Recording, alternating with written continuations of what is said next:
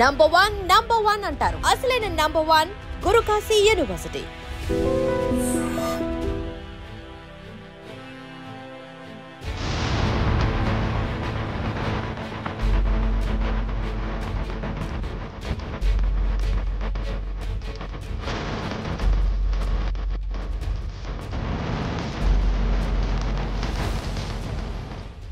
మత్స్యకారుల గేలానికి 500 కేజీల భారీ సొరచేప చిక్కింది. అనకాపల్లి జిల్లా పూడిమడక బీచ్లో ఈ వింత ఘటన చూసేందుకు కూడా జనం ఎగబడుతున్నారు. తరచుగా మనం సముద్ర తీర ప్రాంతానికి కావచ్చు, హార్బర్స్కి వెళ్ళినప్పుడు రకరకాలు ఇప్పటి వరకు మనం చూడలేనటువంటి చేప జాతుల్ని కూడా చూడొచ్చు.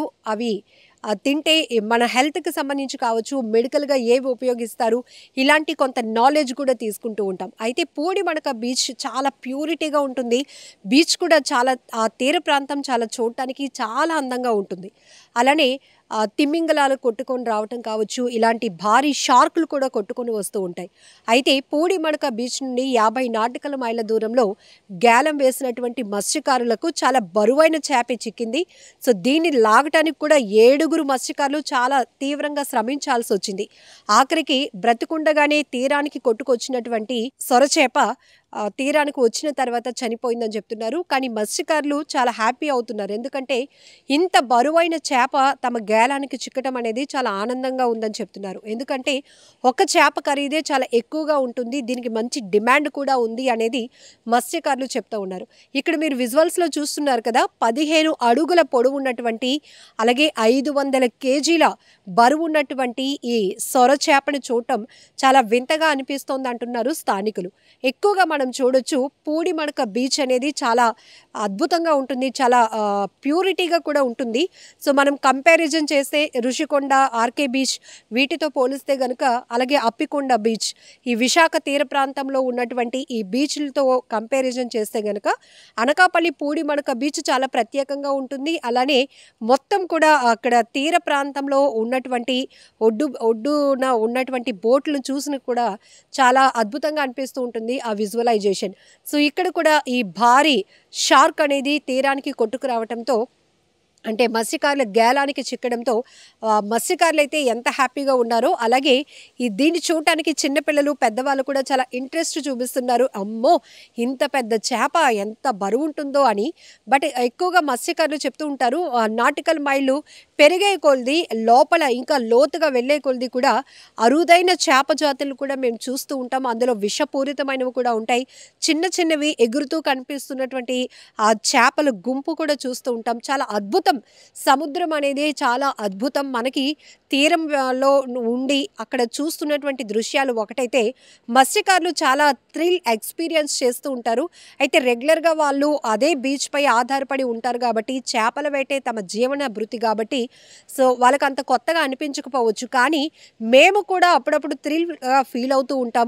కొన్ని విషపూరితమైన చేపలు, పాము జాతి చేపలు కూడా మా వలకు చిక్కుతూ ఉంటాయి. వాటిని చాలా జాగ్రత్తగా మళ్ళీ తీసి నీటిలోనే వదిలేస్తామని కూడా వాళ్ళు చెప్తూ ఉంటారు. కొన్ని సందర్భాల్లో అయితే మీ అందరికీ గుర్తుండే ఉంటుంది, ఒక నెల రోజులు అయిపోతుంది, పూడిమడక బీచ్లోనే ఒక భారీ చేప తమ గేలానికి చిక్కిందన్నటువంటి ఆనందంలో 25 ఏళ్ల ఎర్రయ్య అనే యువకుడు దాన్ని లాగుతూ అదే చేప ఫోర్స్గా మళ్ళీ వాటర్లోనికి లాగటంతో ఆ అబ్బాయి సముద్రంలో పడి గల్లంతయి, నేటికి కూడా ఆ అబ్బాయి ఆచూకీ తెలియలేదు.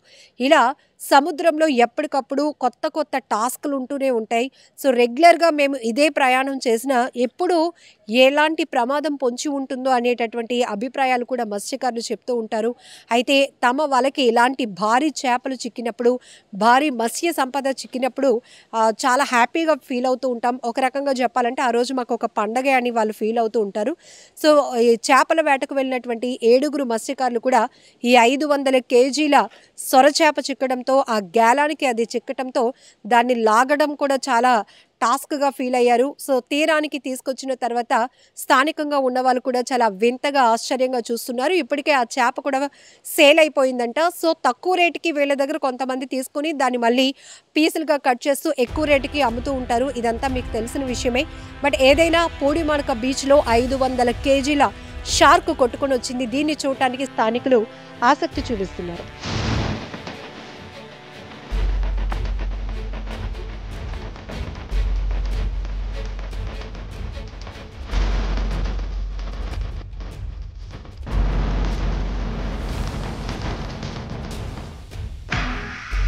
నిజంగా ప్రస్తుతం ఉన్నటువంటి సమాజం దేనికి ప్రయారిటీ ఇస్తుంది? ఆర్థిక సంబంధాల చుట్టూ మాత్రమే తిరుగుతోంది. మళ్ళీ ఎన్నికలంగానే చాలా విరక్తి కలుగుతాను.